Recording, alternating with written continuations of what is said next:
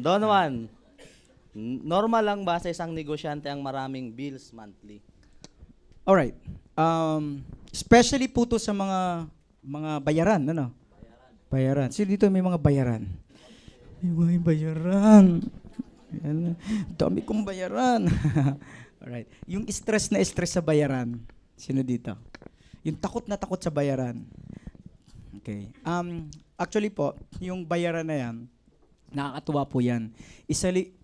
Sa katotohanan po, isa yan sa requirements na dapat malaki ang binabayaran mo pag gusto mong kumita ng malaki. Yes. Bakit? Ang taong takot sa mga bayarin at ayaw walang babayaran, hindi po nag-grow.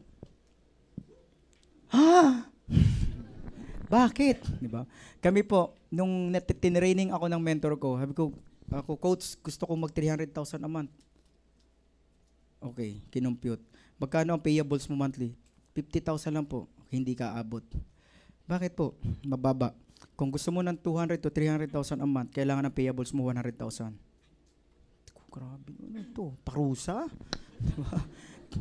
Okay, may science po yan, may explanation dyan na malalim. Pero ito lang po, mas matindi yung commitment mo, matindi yung pinaglalabanan mo, iba yung gising mo, iba yung galaw mo, iba yung action mo. Alam po yan ng iba, alam ng karamihan yan. Kaya po kung ikaw sa 5,000 monthly, 10,000 monthly, 15,000 monthly na bayaran, na stress ka, hindi ka po kikita ng 100,000 a month o 200,000 a month. Kailangan maunat. Kailangan maunat yung psychological wallet mo. Diba? Kikita ka ng milyon kung ang mga bayaran mo nasa 500,000. Nakita mo ba yung mga mayaman? Sobrang yaman. Do you think ang payables niyan, diba? Yung pampasahod lang nila sa tao, milyon na. Tama ba? Kaya iba galaw niyan.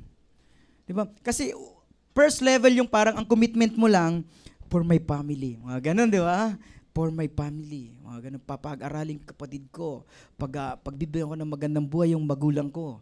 Mga ganun. Ano yan eh? Parang first level lang yan eh. Diba? Minsan, pag napoprovide mo na yung parang budget sa parents mo, nawawala na eh. Hindi ka na nagigigil. Kaya makita mo, may mga uplines o networker or mga businessman na nung kumita ng mga 50,000 o 80,000, parang stagnant na siya. Hindi na umaabante. Kasi bakit? Kulang eh. Kulang na ang gigil kasi yung nasa comfort zone na eh. Nako-comfort na, tama ba? Kaya makita mo yung yung walang bayaran na leader mo o downline mo. Chillax lang. Chillax lang. Tama ba? Ano niyo parang si Weng o si Dada, si Tata, tingnan mo chillax lang. Walang bayaran eh.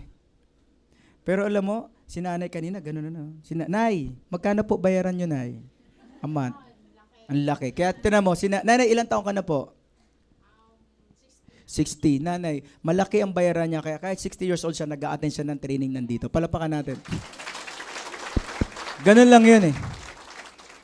So, yung mas mabigat yung commitment, mas malaki commitment, iba ang kilos, iba galawan. Huwag kayong ma-stress. Ngayon, tanggapin nyo, kung gusto mong maging big time, kailangan malaki ang binabayaran mo. Tanggapin nyo po yan. Isaksak na natin dyan sa data, dito sa utak natin na kailangan malaki ang payables mo. Yun talaga po, wala tayong magagawa. Kasi di ba, kung ang bayaran mo lang 10,000, inulan ka lang, ay may ulan. Di ba? Kung ang bayaran mo lang 10,000, nireject ka lang ng 3, ay ayaw ko na. So mabilis mag-give up yung walang pinaglalaban. Alam niyo po yan. Tama po. Kaya kung sino yung naging big time talaga, yung mga alam mo yung naging successful talaga todo, yung malaki ang binabayaran. Yung malalaki ang payables, yung matindi ang pangangailangan. Totoo po yun. Kaya, ngayon, bili ka kotse. Para may bayaran ka. Bili ka house and lot. Oo. Oo, mayroon ako mga ganyan. Nung bibili ng kotse, takot sa bayaran. Ilang taon na hindi ayaw talaga kasi offline 20,000 a month. Tapos may ganito pa ako. Kumikita ka ng 80,000 a month. Offline, okay na ako dito. Alam mo, mga after 2 years yung mga kasabayan niya na naglabas ng kotse, inubertikan siya ng todo-todo. Siya, ganun pa rin ginagawa. Hindi ganito. Ganun pa rin, para pa. So, huwag kang matakot sa bayaran. Una-una, hindi, kailangan nyo yan para yumaman. Iyong po kasi ang totoo, ayaw ko yung bulahin. Tama ba? Huwag kang matakot sa bayaran. Sa una lang yan, talagang medyo masakit. May stressful yan eh. Pero, ilang buwan dyan, makakapag-adjust ka. Tama ba? O, kakayanin mo na yan eh. So, sa una lang, medyo, bayad. Kaya, iwasan nyo po yung laging sasampalang sa upline, makikisama sa upline, sasama sa kondo ni upline, sasama sa bahay, yung mahilig magpalibre. Kaya normally, yung mga mahilig magpalibre, hindi umaasenso. Tama po? Tama. Totoo. Kaya kasi, palakpak. Kasi nasa poverty consciousness ka eh. Poverty ang mind mo eh. Ang yayaman lang talaga, yung abundance, yung pag-iisip, yung abundant, tama. Yung prosperity mindset, mataas, malawak. So yun ang asenso. Pag ikaw laging sakay ki upline, hindi pupunta sa office kung wala sasakyan ni upline, ay talagang hindi yan yayaman. Di ba? Dami yan. Mapag-iiwanan talaga yan. Tama ba? May mga tinatamaan na ba? Hindi po to laruan ng tamaan no? Hindi po to laro ng tamaan. Okay, hindi po to. Ano lang to? Kailangan natin ma-attune, ma-align. Para sa inyo rin po to. Ang bagay nito, pag itong bidyong to, pag napanood nila, itong leader kong ito problema. I-play ko nga. Panoorin mo to, maganda to. Nakita mo. Oo. Di ba? Saya. Third party approach. Yun ang effective. So, yun. Sa ano ba yung tanong? Parang layo na eh. Sakto up. Sakto ba? Tama-tama. Ano nga yung tanong? Yung mga Bayaran. bills. So, sino dito ang may mga binabayaran 50,000 a month? Okay, so, 100,000 a month. 300,000 a month. Guys, ang isang taong kumikita malaki ang binabayaran. Pag may 400,000 dito a month ang binabayaran, ang kinikita niyan mga nasa 600 to 800,000 a month.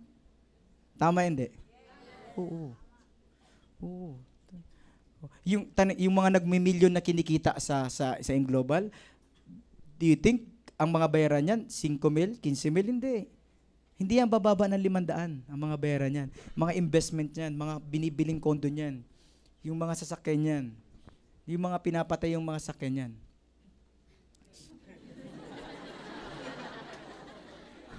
Parang wala namang ganon, di ba? Tumutubo ba ang sasakyan? Ayan. Mawala na ako. So, yun po. Huwag kayong matakot sa bayaran. Di ba? Dapat warrior kayo, hindi kayo warrior.